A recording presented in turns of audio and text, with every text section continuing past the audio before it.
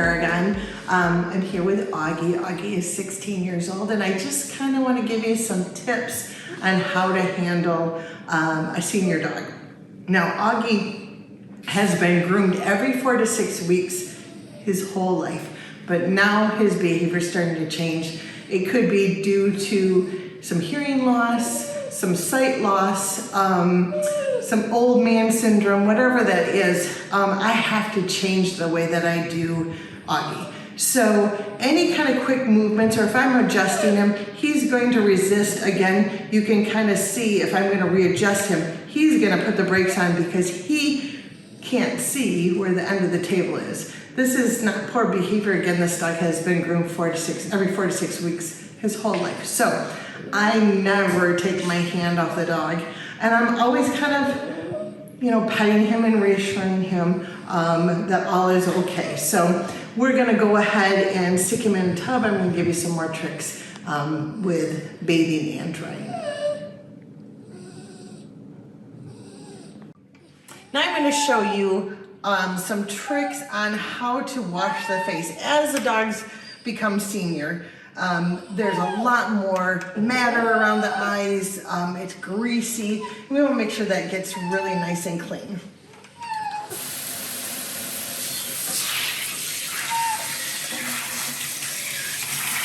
I always will wet down the body first. That just gets them used to the water. I'm going to massage them a little bit, try to make them as comfortable as possible. I'm going to go ahead and cover those eyes, and I'm going to kind of just let it flip over, closing the ears as I get it wet. Again, not getting in the canal.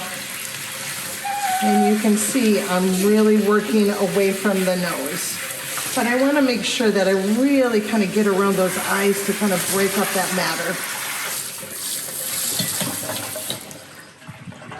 I'm going to do the same thing with my shampoo. Kind of come from the top. Again, slow is the name of the game. You don't want to move too fast with these guys. They'll get very anxious. So you can see I'm kind of working around. I might put a little bit of shampoo on my hands, work around those eyes, loosen up that matter, keeping it out of the eyes.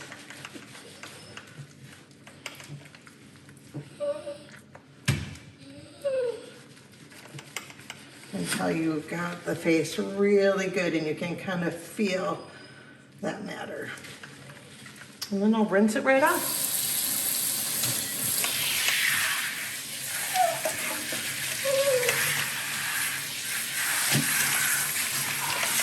Let them shake if they want. That gives them a little bit of control back. It stops the anxiety. Holding too tight can really create a bit of panic. So I'm nice and loose, letting him do his thing, and you got the nice, squeaky clean hair on the head.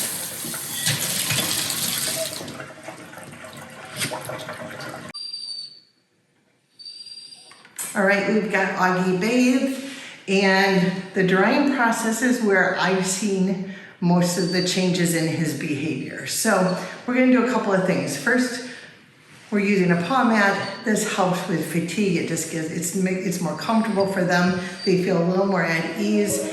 I'm going to put cotton balls in his ears. I just take a regular cotton ball, but sometimes if we take the whole cotton ball in the ear, it will easily fall out. So I'm going to go ahead and split this in half and go ahead and just put it in his ears. This is just going to cushion some of the sound. And you can see, I'm just going to kind of stick it in there like so. But I'm not going to stop there. I'm going to go ahead and put a happy hoodie on. Now, normally the happy hoodies come in 2 different sizes. Normally we would use the small one on a smaller dog. I've tried this, and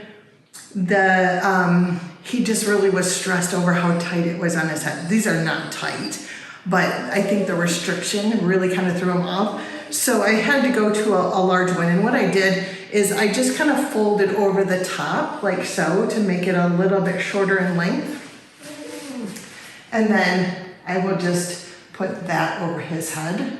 So now he's got cotton balls, he's got the happy hoodie, it's loose enough that he doesn't feel like, gosh, this is so restrictive and I'm nervous. You can see, there you go, buddy. And he's ready for the dryer. I do not use the groomer's helper on him just because, again, that restriction, and you have to watch, each dog has their own behavior. The groomer's helper, he really, it was too restrictive and he just really fought that. So we try to go as least restrictive as possible and make him comfortable through the drying process.